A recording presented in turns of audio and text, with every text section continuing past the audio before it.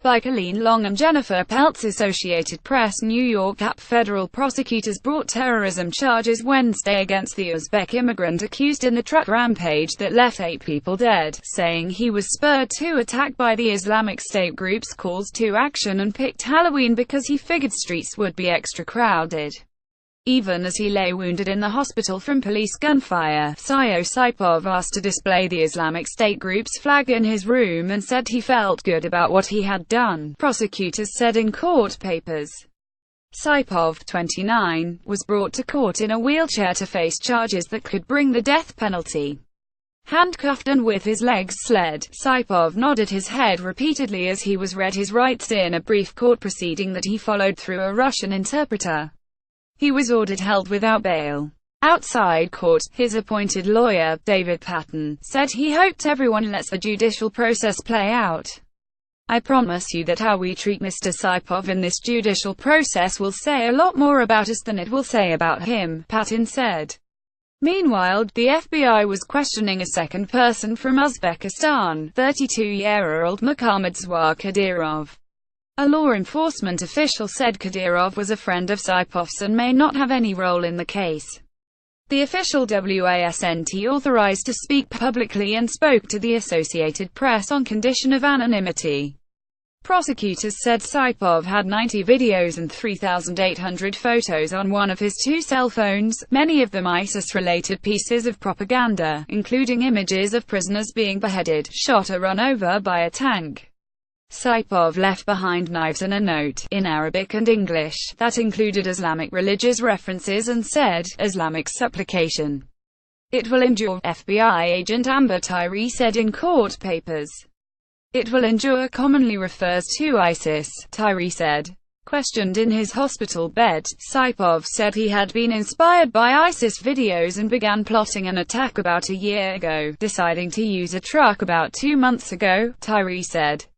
During the last few weeks, Saipov searched the internet for information on Halloween in New York City and for truck rentals, the agent said. Saipov even rented a truck on October 22 to practice making turns, and he initially hoped to get from the bike path across Lower Manhattan to hit more pedestrians on the Brooklyn Bridge, Tyree said. He even considered displaying ISIS flags on the truck during the attack, but decided it would draw too much attention, authorities said. John Miller, deputy New York Police Commissioner for Intelligence, said Saipov appears to have followed, almost exactly to a T, the instructions that ISIS has put out. In the past few years, the Islamic State has exhorted followers to use vehicles, knives or other close-at-hand means of killing people in their home countries. England, France and Germany have all seen deadly vehicle attacks since mid-2016. A November 2016 issue of the group's magazine detailed features that an attack truck or van should have, suggested renting such a vehicle, and recommended targeting crowded streets and outdoor gatherings, according to the site Intelligence Group, a militant monitoring agency. Carlos Batista, a neighbor of Saipov's in Paterson, New Jersey, said he had seen the suspect and 2 friends using the same model of rented truck several times in the past 3 weeks. It was not clear whether Saipov had been on authorities' radar. Miller said Saipov had never been the subject of a criminal investigation but appears to have links to people who have been investigated. In Tuesday's attack, Saipov drove his speeding truck for nearly a mile along a bike path near the World Trade Center, running down cyclists and pedestrians, then crashed into a school bus, authorities said. He was shot in the abdomen after he jumped out of the vehicle brandishing 2 air guns, 1 in each hand, and yelling "God is great" in Arabic, they said. The attack killed 5 people from Argentina, 1 from Belgium, and 2 Americans, authorities said.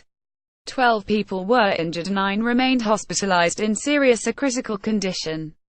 President Donald Trump called Wednesday for eliminating the 1990s visa lottery program that Saipov used to come to the U.S. in 2010, and the Republican president said he would consider sending Saipov to the Guantanamo Bay Detention Center, an idea the White House reinforced by saying it considered Saipov to be an enemy combatant.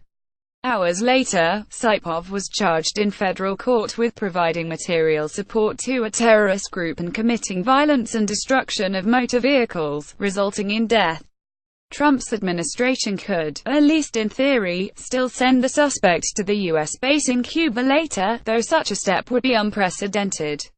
"There's no legal impediment to that," said Brian Broyles, the former deputy chief defense counsel for the Guantanamo military commissions. On the morning after the bloodshed, city leaders vowed New York would not be intimidated and said Sunday's New York City Marathon, with 50,000 participants and some 2 million spectators anticipated, will go on as scheduled, with increased security. Runners and cyclists who use the popular bike path were diverted from the crime scene by officers at barricades. "It's the messed-up world we live in these days," said Dave Hartee, 57, who works in finance and rides his bike along the path every morning. "Part of me is surprised it doesn't happen more often." The slight bearded Saipov is a legal, permanent U.S. resident. He lived in Ohio and Florida before moving to New Jersey around June, authorities said.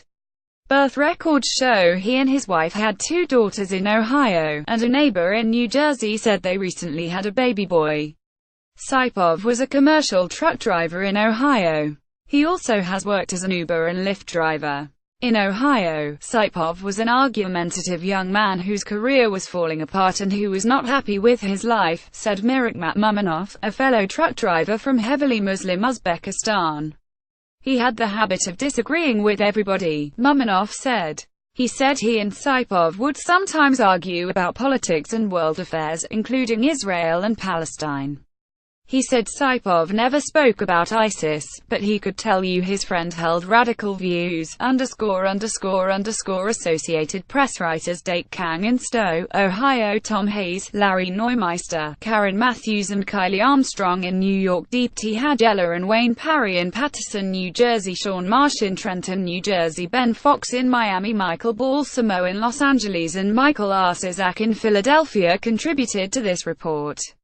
Copyright 2017 The Associated Press. All rights reserved. This material may not be published, broadcast, rewritten or redistributed.